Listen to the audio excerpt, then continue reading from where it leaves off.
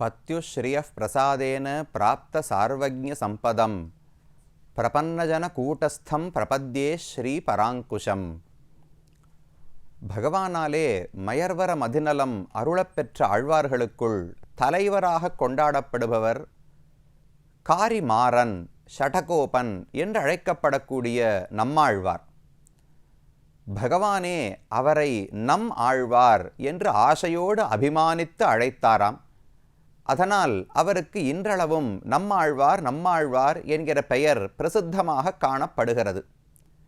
ஆழ்வார் திருநகரி என்கிற திவ்யதேசத்திலே அவதரித்து 16 ஆண்டுகளுக்கு யோக தசையில் ஆழ்வார் எழுந்தருளி இருந்தார். சிறு குழந்தையாக பிறந்தவர் அழவில்லை, பால் குடிக்கவில்லை, உலகக் குழந்தைகளைப் போல் வளரவில்லை. 16 ஆண்டுகளுக்கு யோகத்திலேயே அமர்ந்திருந்தார். அதற்கு பிறகு மதுரகவியாழ்வார் என்கிற சிஷ்யர் அவரை அணுகிய போது 4 பிரபந்தங்களை அந்த ஆழ்வார் பாடத் தொடங்கினார். திருவிருத்தம், திருவாசிரியம், பெரிய திருவந்தாதி, திருவாய்மொழி என்று இந்த 4 பிரபந்தங்களுக்கும் பெயர்கள். எப்படி சம்ஸ்கிருதத்தில் ருக்கு, யஜுஸ்ஸு, சாமம், அதர்வணம் என்று 4 வேதங்கள் இருக்கின்றனவோ அதேபோல தமிழ் பாஷையில் ஏற்பட்ட 4 வேதங்கள்தான் இந்த 4 திவ்ய பிரபந்தங்களும் என்று பெரியோர்கள் கூறுகிறார்கள். அதில் கடைசி பிரபந்தம் 1102 பாசுரங்களை கொண்ட மிகப்பெரிய பிரபந்தம்தான் திருவாய்மொழி என்பது. அந்த திருவாய்மொழியில் ஆழ்வாருக்கு பகவானை அடைய வேண்டும் என்கிற ஆசை அதிகமாக, இந்த உலகத்தில் வாழ வேண்டிய ஆசையே இல்லாமல் பகவானிடத்திலே சரணாகதியை பலமுறை செய்கிறார். சரணாகதி என்று சொன்னால் நம்மால் இந்த சம்சாரத்தை தாண்டுவதற்கு இனி எந்த முயற்சியும் எடுக்க முடியாது என்று புரிந்து கொண்டு, பகவானே உன் திருவடிகள்தான் எனக்கு புகழ், உன்னுடைய கருணையை விட்டால் நான் இந்த சம்சாரத்திலிருந்து விடுதலை அடைவதற்கு வழியே கிடையாது, நான் சேர்த்து வைத்திருக்கிற பாபங்களின் எண்ணிக்கையை பார்த்தால் அதை தாண்டுவது என்பது என்னால் முடியாத செயல், அதனால் உன்னிடத்திலே பிரார்த்தித்து கொள்ளுகிறேன், உன் காலிலே விழுந்து கதறி கேட்டுக்கொள்ளுகிறேன், எப்படியாவது இந்த சம்சாரத்திலிருந்து என்னை விடுவித்து முக்திக்கு அழைத்துச் சென்று விடு என்று பிரார்த்திக்கிறோமே, இதைத்தான் சரணாகதி சரணாகதி என்று சொல்லுவார்கள். அந்த முறையில் சுவாமி நம்மாழ்வாரும் பகவானிடத்தில் சரணாகதி பண்ணுகிறார். எவரிடத்திலே? வைகுந்தத்தில் பகவான் இருக்கிறாரே அவரிடத்தில் கேட்க வேண்டுமா? பார்க்கடல் இருக்கும் பகவானிடத்தில் கேட்க வேண்டுமா? இல்லை ராமனா கண்ணனா யாரிடத்தில் கேட்க வேண்டும்னு சொன்னால் ஆழ்வார்கள் அனைவரும் சேர்ந்து காட்டிய ஒரு கருத்து, சரணாகதியைத்தான் செய்ய வேண்டும், அதையும் அர்ச்சாவதாரத்தில் தான் செய்ய வேண்டும், வேறு எந்த வடிவத்திலும் பகவானை அணுகக்கூடாது. நமக்காக எளிமையோடு கனிவான மனதோடு அர்ச்சாமூர்த்தியாக பகவான் வந்திருக்கும் போது எங்கோ வைகுந்தத்தை தேடி நாம் ஏன் செல்ல வேண்டும்? இப்படி எண்ணிய ஆழ்வார் இதோ நாம் இருக்கிறோமே திருக்குடந்தையிலே கும்பகோணத்தில் இருக்கக்கூடிய ஆறாமுதப் பெருமான், அந்த பெருமானிடத்திலே தான் சரணாகதி செய்கிறார். தன்னுடைய திருவாய்மொழியினுடைய 5ஆம் பத்து 8வது திருவாய்மொழி, அந்த 10 பாசுரங்களிலும் ஆறாமுதனுடைய பெருமைகளையெல்லாம் சொல்லி உன்னையே சரணமாக பற்றினேன், உன்னை விட்டால் வேறு கதி எனக்கு கிடையாது, நீதான் ரட்சிக்க வேண்டும் என்று தொடர்ந்து ஒவ்வொரு பாசுரத்திலும் சொல்லுகிறார். ஆறாவமுதே அடியேன் உடலம் நின்பால் அன்பாயே நீராய் அலைந்து கரைய உருக்குகின்ற நெடுமாலே. பகவானிடத்தில் ஆறாவமுதன் என்கிற பெயரையே நம்மாழ்வார்தான் சூட்டுகிறார். அவரிடத்தில் ஆழ்வாருக்கு எவ்வளவு காதல்னால் அந்த அன்பின் காரணமாக அவருடைய உடல் நீராய் அலைந்து கரைய உருக்குகின்ற அந்த அன்பு இவருடைய நெஞ்சத்தை உருக்குகிறது, உடலை உருக்குகிறது, எலும்புகளையெல்லாம் உருக்குகிறது. அப்பேற்பட்ட பக்தி எனக்கு வந்துவிட்டது. சீரார் சென்னல் கவலி வீசும் செழுநீர் தெருக்குடந்தை ஏறார் கோலம் திகழக் கிடந்தாய் கண்டேன் எம்மானே. ஆனால் என்ன கட்டம் இருந்தாலும் எவ்வளவு அழகான வடிவம். கோலம்னு சொன்னால் அழகு. பகவானுடைய மற்ற திருக்கோலங்களை விட சயன திருக்கோலத்துக்கே ஒரு தனி சிறப்பு உண்டு. அந்த சயனத்திலும் உத்தான சயனம், பாதி எழுந்திருந்து பாதி சயனித்திருக்கும் நிலையிலே கும்பகோணத்தில் ஆறாமுத பெருமானை சேவித்துக் கொள்ளுகிறோம். கண்டேன் எம்மானே, நீதான் எனக்கு சுவாமி, உன்னை கண்டதே நான் என்னுடைய கண் பெற்ற பயனை அடைந்து விட்டேன், இதுவே பெரிய பாக்கியம். ஆனால் இது எனக்கு போராது, எனக்கு எப்போது நீ வைகுந்தத்தை கொடுக்க போகிறாய்? உன்னை தவிர யாரும் எனக்கு வைகுந்தம் கொடுக்க முடியாது. என்னான் செய்கேன், யாரே களைகண் என்னை என் செய்கின்னாய் உன்னாலல்லால் யாவராலும் ஒன்றும் குறைவேண்டேன். இது நம்முடைய சம்பிரதாயத்துக்கு ஒவ்வொரு பக்தனும் ஒவ்வொரு சரணாகதனும் கண்டிப்பாக புரிந்து கொள்ள வேண்டிய ஒரு வரி. நான் செய்கேன். சரணாகதி என்றால் என்னன்னு ஆழ்வார் காட்டுகிறார். நான் என்ன செய்ய முடியும்? என்னால் நான் தாண்டக்கூடிய ஒரு கஷ்டமாக இருந்தால், துன்பமாக இருந்தால் அதை நானே சரி செய்து கொள்வேன். நான் தாண்ட முயற்சிப்பது என்ன? ஆயிரக்கணக்கான பிறவிகளாக சேர்த்து வைத்த வல்வினை, கொடிய வினைகள், பாபங்களை தாண்ட வேண்டும். இது என்னால் முடியாது. நான் செய்கேன்.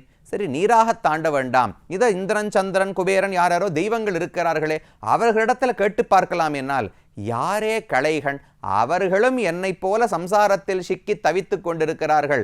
அவர்கள் பாப புண்ணியங்களை தாண்டுவதற்கே அவர்களால் முடியவில்லை. என்னை எங்கிருந்து அவர்கள் ரட்சிக்க முடியும்? அப்ப நானும் என்னை காத்து கொள்ள முடியாது, மற்ற தெய்வங்களும் என்னை காத்துவிட முடியாது. உன்னாலல்லால் யாவராலும் ஒன்னும் குறைவேண்டேன். நீ என்னை ரட்சிக்க வேண்டும். உன்னை தவிர யார் எனக்கு கை கொடுத்தாலும் நான் ஏற்றுக்கொள்ள மாட்டேன் என்று ஆழ்வார் தெரிவிக்கிறார். ஏன் எப்படி சொல்லணும்? ஒரு கிணத்திலே விழுந்திருக்கிறோம், யாரோ ஒருத்தர் கை தூத்துகிறார் என்றால் அது யாராக இருந்தாலும் கையை பிடித்து மேலே வந்துவிட வேண்டியதானேன்னு பார்த்தால் அப்படி சொல்லிவிட முடியாது. சீத்தை அசோகவனத்திலே அகப்பட்டிருந்தாள். யாரோ ஒருத்தர் வா சீத்தே, நான் உன்னை அழைத்து போகிறேன், ராமனிடத்துல சேர்த்து விடுகிறேன்னு சொன்னா கேட்டுக்கொள்வாளா? இது அடியேன் கற்பனை செய்து சொல்லவில்லை. நேரடியாக ஹனுமாரே சீத்தையினிடத்துல பிரார்த்தித்தார். நான் இவ்வளவு பெரிய சமுத்திரத்தை தாண்டி லங்கைக்கு வந்துவிட்டேன், திரும்ப நான் இங்கிருந்து கிஷ்கிந்தைக்கு போய் ராமனிடத்துல செய்தி சொல்லி படையை திரட்டி படையை அழைத்து கொண்டு லங்கைக்கு அங்கு பெரிய யுத்தத்தை நடத்தி ராவணனை கொன்று அதற்கு பிறகு சீத்தையை ராமன் வென்று எடுக்க வேண்டும். இவ்வளவெல்லாம் கஷ்டப்படுவதற்கு பதிலாக சீத்தையே, நான் ஒரு பிரார்த்தனை வைக்கட்டுமா? இப்பவே நீர் ஏறி என்னுடைய முதுகில் அமர்ந்து கொண்டால் உடனடியாக நான் பறந்து ராமனிடத்துல போய் சேர்த்து விடுகிறேன் என்று ஹனுமான் பிரார்த்திக்கிறார். அப்ப சீத்தை சொன்ன வார்த்தை தெரியுமா? யார் என்னை ரட்சிப்பதையும் என்னால் ஏற்றுக்கொள்ள முடியாது, நானே என்னை காத்து கொள்ளவும் மாட்டேன், மற்றவர்களும் என்னை காப்பாற்றக்கூடாது, ராமனைத்தான் நம்பி இருப்பேன். அவன் என்னை காப்பாற்றினால்தான் அது பகவானுடைய பெருமைக்கு தகுந்தது. ஒரு பெண்ணுக்கு திருமணமாகிவிட்டது, அவளுக்கு ஒரு கணவன் இருக்கிறார், அவளுக்கு ஒரு தேவை என்றால் பக்கத்து வீட்டுக்காரர் அந்த பொருளை வாங்கி தரேன்னு சொன்னா ஒரு பெண் வாங்கி விடுவாளா? தன்னுடைய கணவர் வாங்கி கொடுக்க வேண்டும். அவர் கொடுத்தால் அதை வைத்து ஆனந்தப்படுவேன். அவர் கொடுக்கவில்லை, வாங்கி தரவில்லை என்றால் அதற்காக இன்னொருத்தரிடத்துல போய் கேட்க முடியாது. எனக்கு கணவன் இவர்தான், எனக்கு சுவாமி இவர்தான், இவர் கொடுப்பதை வைத்து கொண்டுதான் நான் திருப்தி அடைய முடியும், வாழ முடியுமே தவிர வேறு ஒருவர் காலிலே போய் விழ முடியாது. அதேதான் இந்த ஜீவாத்மாவுக்கும். இந்திரனோ சந்திரனோ குபேரனோ எனக்கு யாரு? எனக்கு அவர்கள் கணவன் கிடையாது, எனக்கு அவர்கள் சுவாமி கிடையாது. நாராயணன் ராமன் தானே சுவாமி. அப்ப அவருடைய கையைத்தான் பார்த்திருப்பேன். நான் செய்கேன்.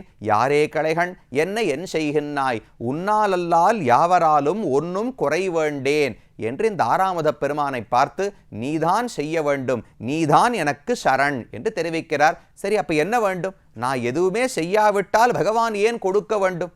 எனக்கு ஏதோ ஒரு தகுதி இருந்தால்தானே ஒரு பரிசை கொடுப்பார்கள். எந்த தகுதியுமே இல்லாவிட்டால் பகவான் எப்படி அனுகிரகிப்பார்னால்? ஆழ்வார் சொல்றார், தகுதி இல்லைன்னு நான் சொல்லவே இல்லை.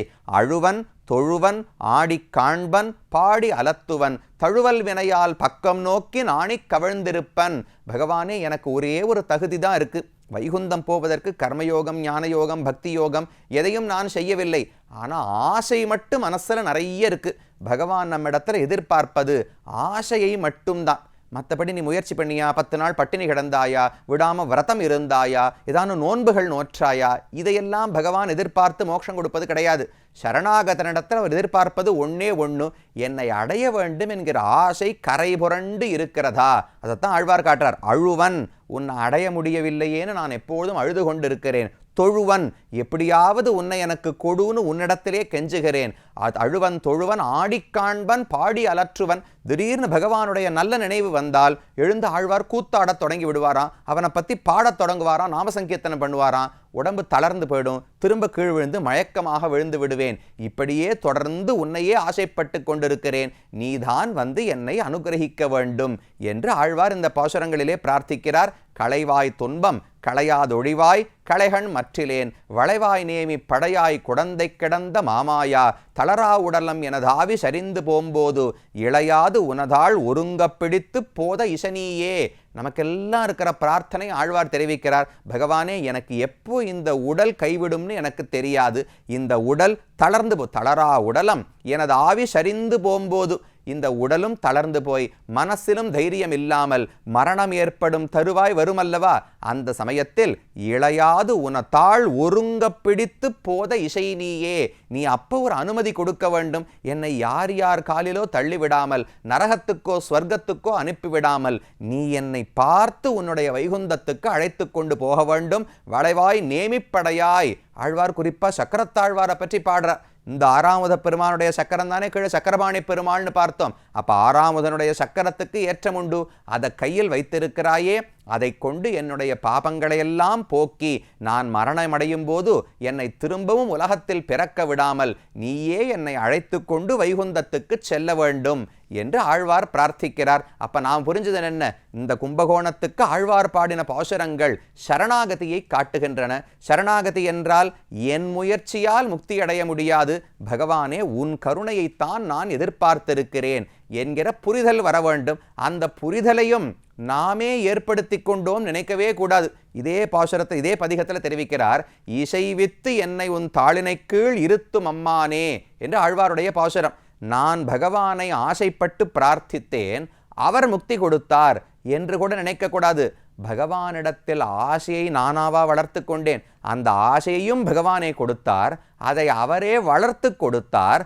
நான் பிரார்த்தனை மட்டும் வைத்தேன், அவர் எனக்கு முக்தி வழங்கி விட்டார். அப்ப இது மொத்தத்தில் நான் பண்ண காரியம் என்ன, பிரார்த்தனை என்பது ஒன்னே ஒன்றுதான். பகவானை காட்டி கொடுத்ததும் அவரே, எனக்கு பக்தியை வளர்த்தவரும் அவர்தான், கடைசியில் முக்தியை வழங்கப் போகுமவரும் அவர்தான். இப்படி இத்தனை காரியங்களையும் ஆறாமுதன் எப்படி பண்ணுகிறார், உபதேசம் பண்ணுகிறாரா, வில்லு வாளை கொண்டு பண்ணுகிறாரான்னு பார்த்தால் அவருடைய திருமேனி அழகால் இது அனைத்தையும் செய்கிறாராம். அதுதான் அவருடைய மாதுரியம். இந்த க்ஷேத்திரத்திலே பகவான் ஆழ்வாருக்கு காட்டிய குணம் மாதுரியம் என்று சொல்லப்படுகிறது. மதுரம்னு சொன்னால் இனிமைன்னு சொல்லுகிறோமோ இல்லையோ, ஒரு சர்க்கரையை சாப்பிட்டா இனிப்பா இருக்கு, பொதுவாக தண்ணீர் சாப்பிட்டா கூட இனிப்பா இருக்கும். அப்படி பகவான் மதுரனாக மிகவும் இனிமையானவராக இருக்கிறார். அவரை பார்த்தாலோ அவரை சேவித்தாலோ அவரை நினைத்தாலோ உடனடியாக நமக்கு மனசு ஈர்க்கப்படுகிறது. களைகன் அற்றாரை உருக்கும் மாதுரியம் குடமூக்கிலே பிரவகிக்கும் என்று பெரியோர்கள் தெரிவிக்கிறார்கள். அது ஒரு தனி வெள்ளம். இந்த குடமூக்கு கும்பகோணத்திலேயே வெள்ளத்தில் அடித்து கொண்டு ஒரு அமுதக் குடம் வந்து சாய்ந்ததுன்னு பார்த்தோமோ இல்லையோ, அது ஒரு அமிர்தத்தினுடைய பிரவாகம் இருக்கட்டும். இங்கு பகவானே ஒரு அமுதம், ஆறாத அமுதம். அந்த ஆறாமுத பெருமான் ஒரு பிரவாகமா ஓடுகிறாராம். அவருடைய மாதுரியம், அவருடைய இனிமையை பார்த்து ஆசைப்பட்டு ஆழ்வார் இந்த 10 பாசுரங்களையும் பாடினார் என்று பெரியோர்கள் தெரிவிக்கிறார்கள். கீழே ஆண்டாளுடைய பாசுரங்களை பார்த்தோம். பெரியாழ்வாருடைய பாசுரங்களை தூணிலாமுத்தத்தில் கண்ணன் விளையாடுறதை பற்றி சொன்னதை பார்த்தோம். அதே போல திருமிழிசையாழ்வார் எழுந்திருந்து பேசு வாழிகேசனே என்று மங்களாசாசனம் செய்ததை பார்த்தோம். இதோ நம்மாழ்வாருடைய பாசுரங்களை பார்த்து விட்டோம். இன்னும் ஒரு ஆழ்வார் மங்களாசாசனம் செய்திருக்கிறார். திருமங்கை ஆழ்வார் தன்னுடைய 6 பிரபந்தங்களிலும் ஒன்று விடாமல் ஆறாமுத பெருமானை பாடிக்கொண்டே இருந்திருக்கிறார். அவருடைய மங்களாசாசனம் என்ன, அவர் இந்த பெருமானை எப்படியெல்லாம் அனுபவித்தார் என்பதை அடுத்த பகுதியிலே பார்க்கலாம்.